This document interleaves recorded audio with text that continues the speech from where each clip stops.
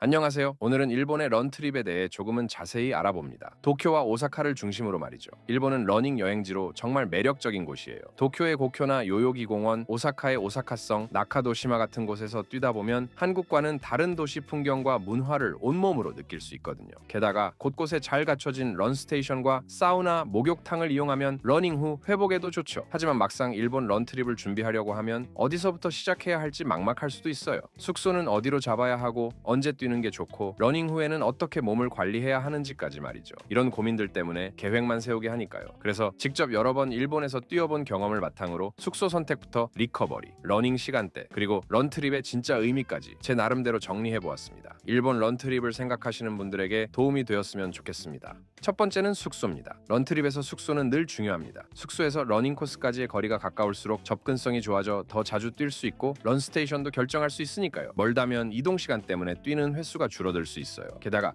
교통패스의 선택에도 영향을 주니까요. 도쿄와 오사카 같은 경우 교통패스도 많이 다르더군요. 오사카는 QR코드를 사용하더라고요. 그래서 숙소 위치에 따라 런스테이션과 러닝 지역을 미리 파악해두는 게 좋습니다. 예를 들어서 숙소가 쿠라메나 아사쿠사 쪽이라면 스미다강과 우에노 공원에서 뛰기 좋아요. 스미다강과 고쿄까지 모두 노린다면 시탄 호스텔이 있는 고덴마초도 좋아요. 여긴 토토켄하고 가깝거든요. 긴자와 아카사카 쪽에 머문다면 고쿄까지 쉽게 갈 수 있어서 라피네 러닝 스타일이나 아식스런 마루노우치 같은 런스테이션을 활용할 수 있습니다. 시부야에 하라주쿠에 숙소가 있다면 요요기 공원 내 런트립 베이스 요요기 공원을 이용하면 됩니다. 요요기 공원이 시부야와 하라주쿠 사이에 있다 보니 아침 러닝으로 무척이나 좋으니까요. 다음은 오사카인데요. 숙소가 오사카성 근처라면 오사카성에 가면 됩니다. 만일 아식스 신발을 신고 싶다면 러닝 베이스 오사카성을 추천합니다. 워밍업과 쇼핑까지 신경 쓴다면 모리노미야역 근처 큐즈몰 3층의 스포츠 클럽 앤 사우나, 스파 르네상스, 모리노미야 큐즈몰을 추천합니다. 이건 뒤에서 조금 더 자세히 알아볼 겁니다. 우메다 지역이라면 그랜드그랑 오사카와 요도카와 쪽이 좋다고 봅니다. 나카노시마 쪽은 미즈노 런스테이션을 이용하면 되죠.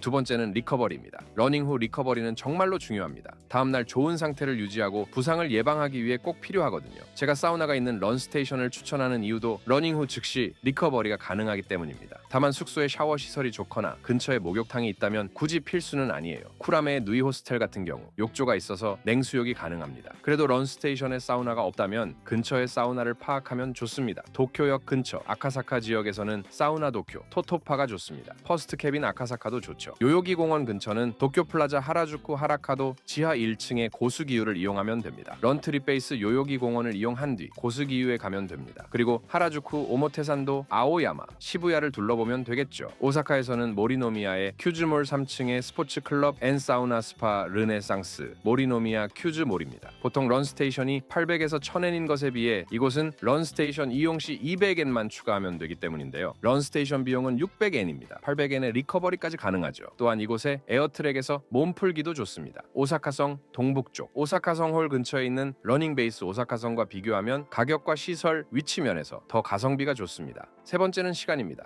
그렇다면 러닝은 언제 하는 게 제일 좋을까? 전 아침 러닝입니다. 일본이 한국보다 동쪽에 있다 보니 오전 6시에도 밝습니다. 하지만 해가 일찍 뜬다고 해서 상업시설이나 관광지들이 일찍 여는 건 또 아니에요. 많은 곳이 10시 이후에 열어서 아침 6시에서 9시 사이 시간을 러닝으로 활용하면 하루 일정을 효율적으로 짤 수 있어요. 저녁에는 아식스런 프로그램이나 아자부다이 힐즈 러닝 프로그램 같은 특별한 러닝 프로그램들이 많아서 색다른 경험을 원한다면 좋은 선택입니다. 하지만 개인 러닝이라면 시간 효율성과 체력 배분, 저녁 일정을 고려하면 아침이 더 실용적이라고 생각해요. 다만 아식스런 마루노우치는 신청이 빡세다는 단점도 있습니다. 네 번째는 런트립은 전지훈련이 아니라는 점입니다. 도쿄에는 고쿄, 요요기 공원, 스미다강, 우에노 공원을 포함해 코마자와 올림픽 기념공원, 토요스 공원 등 멋진 곳이 너무 많아요. 전 아직 신주쿠 교현도 못 가봤거든요. 오사카는 어떤가요? 오사카성, 그랜드그랑 오사카, 요도가와, 나카노시마 등 좋은 러닝 코스가 많아요. 그렇다 보니 뛰고 싶은 욕심이 엄청나죠. 런트립에는 두 가지 접근이 있다고 생각하는데요. 첫 번째는 집중 훈련이죠. 기록 향상이나 체력 증진이 목표인 경우죠. 근데 이건 전지 훈련이라고 할 수 있죠. 하이록스나 마라톤이 좋은 사례일 거예요.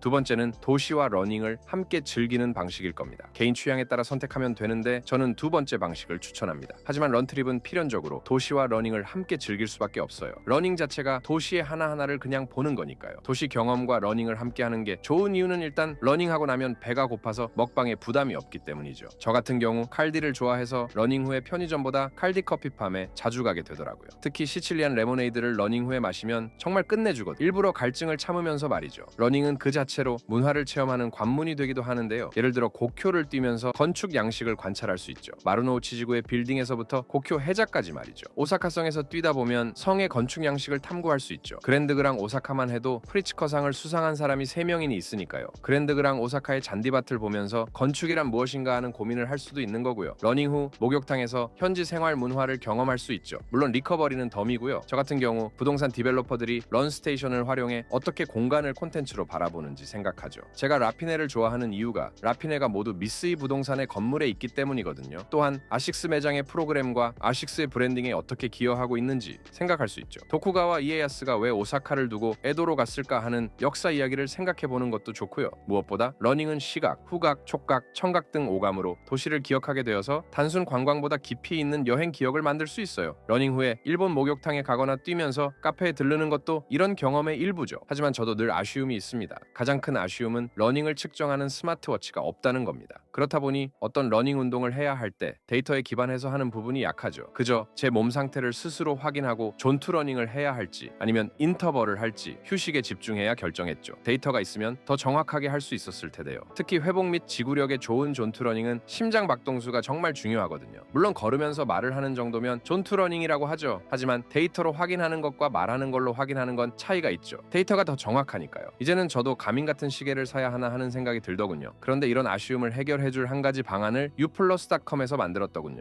LG U+ 너겟 6호 요금제인데요. 데이터 통화 문자가 무제한이고 월 65,000원으로 가민 워치 할부금 100% 할인받을 수 있거든요. 요금을 유지하는 동안 가민 할부 금액을 할인받는 건데요. 이용 기간 동안 부담 없이 가민 워치를 쓸 수 있는 거죠. 우리가 러닝을 몇 달 하고 끝낼 건 아니잖아요. 게다가 요금제를 유지하는 기간에는 계속 할인받을 수 있는 게 장점이니까. 스트라바 같은 앱도 계속 쓸 거니까요. 게다가 너겟 65 요금제를 사용하면 로밍 패스 기본 데이터도 2배나 받을 수 있어서 런트립에도 장점이 있더라고요. 운동 좋아하시는 분들 워치 셀룰러로 많이 사용하시는데 너겟 65는 셀룰러 1호에선 11,000원도 할인해줍니다. 그렇다고 무조건 러닝만이 요금제 이익의 전부일까요? 아닙니다. 일상도 중요하죠. 너겟 65 요금은 U+ VIP 회원 혜택을 받는데 이 혜택에 네이버 플러스 멤버십도 있는데요. 이 혜택에는 넷플릭스도 있습니다. 게다가 네이버 플러스 멤버십을 통해 네이버페이 적립과 샵백을 통한 트립닷컴, 아고다 등 적립도 받을 수 있어서 런트립의 이점을 극대화하는 장점도 있으니까요. 일상에서는 가민으로 연습하고 러닝 기능성 식품들도 네이버페이로 적립받고 이걸 모아서 런트립 할 때 쏠쏠하게 사용하는 거죠. 무약정의 자유로 언제든 변경 가능하고 숨겨진 비용 없는 투명한 가격, 온라인 전용이라서 더 합리적이라고 할 수 있는데요. 다음 런트립에는 데이터와 함께 뛸 수 있을 것 같은데요. 아마도 더 좋은 영상을 만들 수 있지 않을까 그렇게 생각합니다.